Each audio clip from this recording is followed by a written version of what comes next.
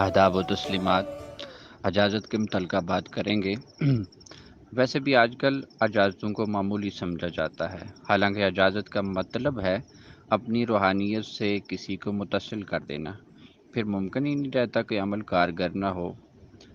باقی یہ منطق مجھے آج تک سمجھ نہیں آئی کہ اجازت کے بعد کوئی عمل کام نہ کرے تو اجازت دینے والے سے سوال کیوں نہیں کیا جاتا، حالانکہ اجازت کا معنی یہی ہے کہ پکی پکائی کھلا دی جائے، خود محنت کر کے دوسرے کو منتقل کی جائے۔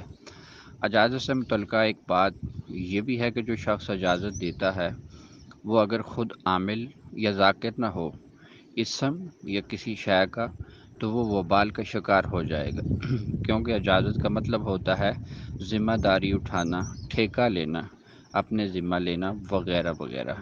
روحانی امور میں اگر یوں نہیں کہہ دیا جائے کہ فلاں عمل کی اجازت ہے کر لیں، اور کرنے والا بندہ اس کو کر لے، تو کرنے والے کی طرف سے کوئی غلطی، رجعت، وبال جو کچھ بھی ہوگا اس کا رجوع اجازت دینے والے کی طرف ہوتا ہے۔ آج کل جدید سوشل میڈیا دور ہے، عاملوں کا ایک جمع غفیر ہے جو اجازت ہے کا سلسلہ چلا رہا ہے، حالانکہ اس سے عمل کرنے والے کا فائدہ ہو یا نہ،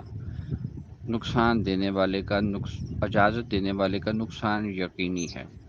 اسی لیے بزرگوں کا طریقہ یہ رہا ہے کہ وہ اپنی نسبت سے کوئی بھی عمل یہ دعوت آگے عام کرتے تھے تو اس میں قوت روحانیت اتنی ہی رکھتے جتنی کسی کے لیے مناسب ہوتی، یعنی اس کو جائز حاجات میں اصول قدرت کے مطابق معاون بنتی، ورنہ محض اجازت کی قوت یہ ہے کہ اگر کسی کو کسی صاحب روحانیت سے کسی ورد، اسم، عمل کی اجازت قلبی منتقل ہو جائے تو اجازت کے ساتھ روحانیت اور عالم غیب کی تمام مخفی مخلوقات منتقل ہو جاتی ہیں جو صاحب روحانیت عمل کے ساتھ معاون و منسلک ہوتی ہیں۔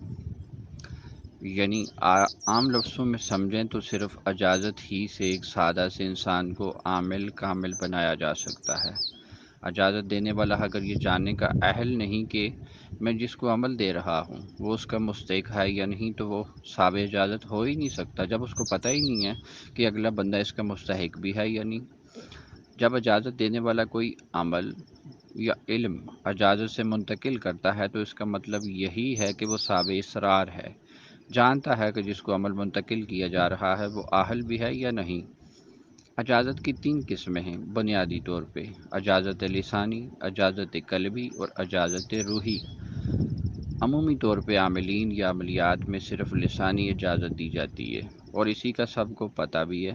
اس لسانی اجازت سے یہ اثر ہوتا ہے کہ جو عمل کرنے والا شخص ہے اس کو کسی عمل میں رکاوٹ نہیں آتی، وہ یکسوئی سے عمل کر لیتا ہے، مگر فیض یا روحانیت اس کو اپنی نیت کے مطابق ہی ملتا ہے۔ جزاک اللہ و خیرہ، والسلام علیکم۔